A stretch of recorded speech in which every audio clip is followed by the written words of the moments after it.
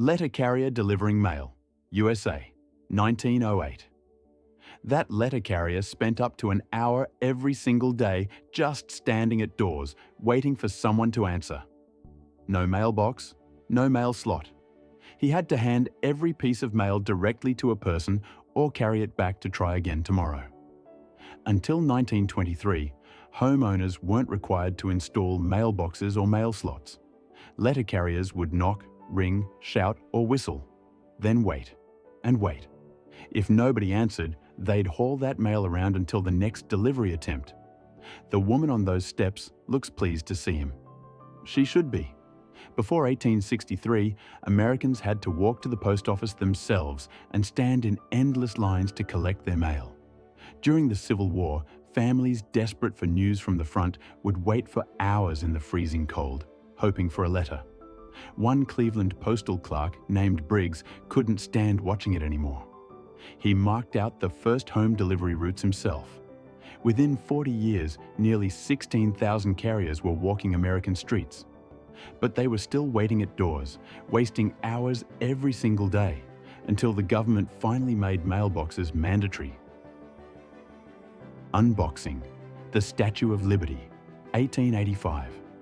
That massive head arrived in New York Harbor, broken into 350 pieces, packed in 214 crates.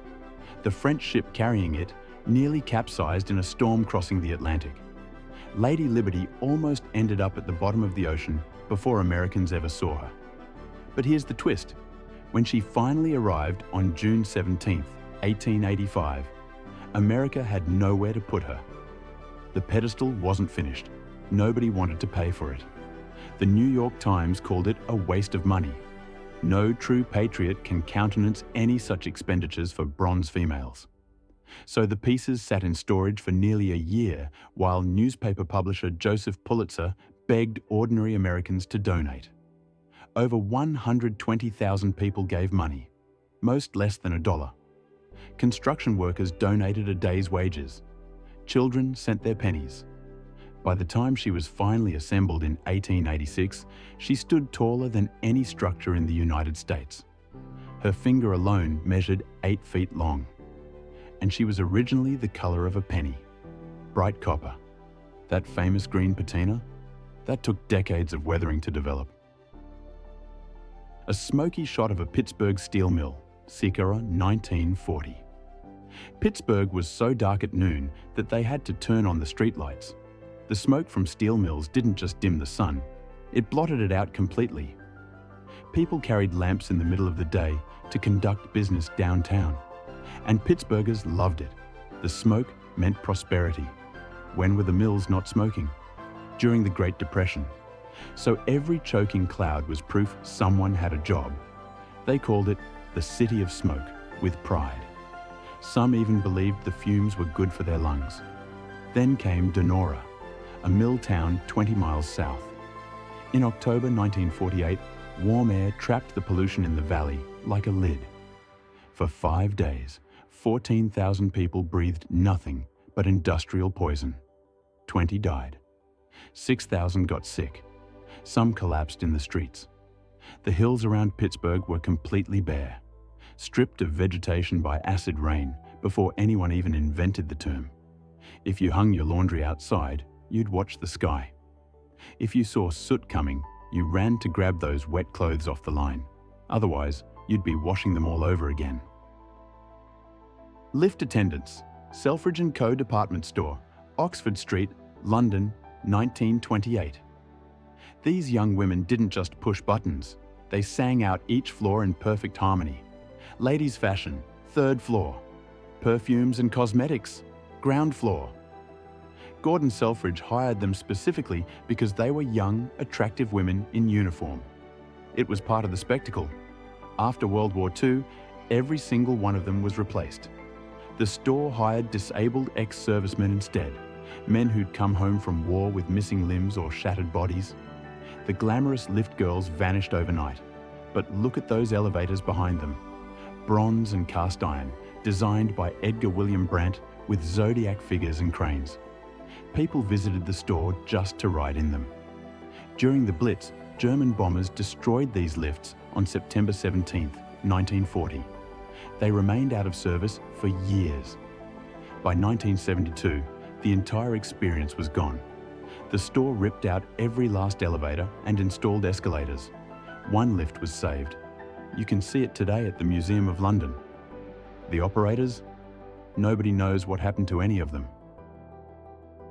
Librarians, Wisconsin, 1896. That woman standing on the floor? She's doing a man's job, and she's getting paid half what a man would earn for it. Libraries were supposed to be run by educated gentlemen from elite New England families, former lawyers and ministers who saw themselves as missionaries bringing civilization to the masses. When women finally entered the profession, a survey at the 1892 Library Conference confirmed what everyone already knew. Women rarely received the same pay for the same work as men. But women flooded into library work anyway. By 1900, they dominated the operational work completely. Yet they held no real power. They had administrative positions with no administrative responsibility. They attended professional conferences, but barely spoke. The American Library Association was founded in 1876 by 103 librarians, 90 men and 13 women. It took 35 years before they elected their first female president. These two women in Wisconsin were part of a 6-week training program run by Catherine Sharp, a protege of library pioneer Melville Dewey. When someone asked Dewey to recommend the best man to run a library program, he replied, "The best man in America is a woman." But even Sharp burned out. At 42, she quit, saying administrative duties were crushing the human element out of her life. Ice cream seller, Venice, Italy, 1933. That ornate cart is rolling through Mussolini's Venice, and according to some stories, ice cream itself was about to be banned. The dictator supposedly declared gelato too American. Italy's beloved frozen treat suddenly turned into an enemy of the state. But here's the truth. The ban story is probably a myth. Gelaterias kept operating throughout Mussolini's entire regime. What really happened was far more sinister. When World War II broke out in 1940, the ice cream sellers themselves became the target.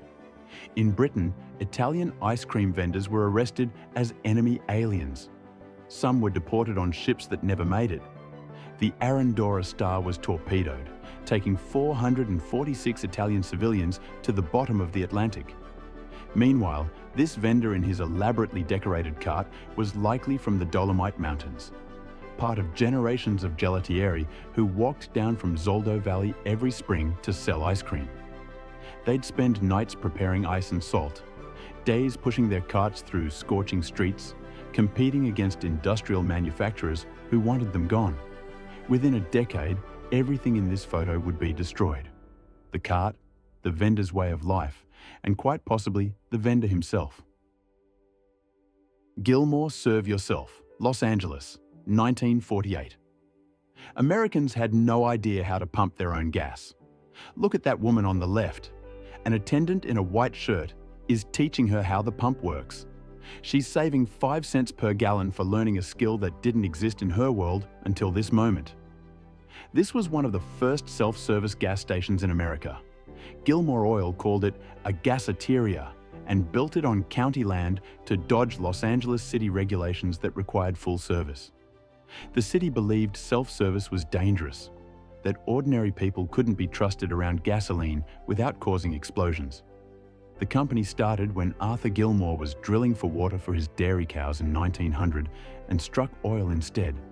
His son Earl turned it into an empire with over 1,100 stations and a mascot, a real lion named Growler, who lived at their famous Gilmore Stadium. But by 1948, the company was drowning in debt from World War II. They'd borrowed heavily from their biggest rival, Saucony Vacuum Oil. Within months of this photo, Mobil swallowed Gilmore whole. The Red Lion logo disappeared, and Americans forgot they ever needed someone to pump their gas for them. Woman knitting while walking, Seattle, USA, Citoe, 1918. She's knitting a soldier's sock while walking down the street. And she couldn't stop even if she wanted to. The Red Cross gave her exactly 21 days to finish that pair or return the yarn to someone faster. In 1918, knitting wasn't polite. It was everywhere. A sitting grand jury in Seattle knitted socks during testimony. The New York Philharmonic begged audiences to stop. The clicking needles drowned out the orchestra. Prisoners at Sing Sing knitted in the yard, men on their lunch breaks, wounded soldiers from hospital beds. The American Red Cross needed 1.5 million pairs of socks immediately. Soldiers in the trenches were standing in freezing mud for months. Their boots conducted cold straight through iron heels and hobnails hammered into the soles. Without dry socks, changed regularly, they'd lose their feet to trench foot and frostbite. Over 6,000 Seattle knitters alone produced hundreds of thousands of items. One 83-year-old woman made 720 pairs. Children carried their knitting to playgrounds. The squares came back black with dirt before teachers washed them. And this woman? She's probably making her 4th or 5th pair this month. Walking isn't wasted time when boys are dying overseas. Traveling by train, 1909. That conductor standing behind them? He's white. He had to be. The porter beside him, the one actually doing the work, was almost certainly called George by every passenger on this train, no matter what his real name was. George, like he was George Pullman's property. The Pullman Company hired former slaves deliberately. George Pullman knew they'd been trained to anticipate every whim, to smile through any insult, to remember secrets they could never tell. They carried baggage, shined shoes, made beds, served meals, and stayed awake around the clock. For wages so low, they depended entirely on tips to survive. They paid for their own uniforms, their own meals, even the shoe polish they used on passengers' shoes. But here's what Pullman didn't anticipate. Those porters became the backbone of the civil rights movement. They traveled everywhere, saw everything, and brought newspapers and ideas back to black communities across America. In 1925, they formed the first all-black union, the Brotherhood of Sleeping Car Porters. It took 12 years of fighting, but they won. When Rosa Parks was arrested in Montgomery, the first call she made was to E.D. Nixon, head of the Pullman Porters Union. He organized the boycott that changed America. Dancing in the South Bronx, New York, 1979. They're dancing in the middle of an apocalypse. Behind them, the South Bronx is burning. 80% of the housing stock has already been destroyed. 250,000 people have been displaced. Some areas lost 97% of their buildings. The city's solution? Planned shrinkage. Officials deliberately closed firehouses, schools, and subway stations in the poorest neighborhoods to accelerate the drainage and force people out. They called it saving money. Residents called it genocide. Landlords hired gangs to torch their own buildings for insurance money, sometimes leaving notes warning tenants the fire was coming that night. People slept with their shoes on. But in the rubble, something else was being born. DJs like Kool Herc were throwing parties in burned-out buildings to raise money for school. Hip-hop was erupting from the ashes, the sound of survival that nobody could burn down. Grandmaster Flash was about to drop the message, "Don't push me, 'cause I'm close to the edge." This couple kept dancing. Because what else could you do? The government had abandoned them. The media blamed them. And the entire world was watching their neighborhood become a symbol of American collapse.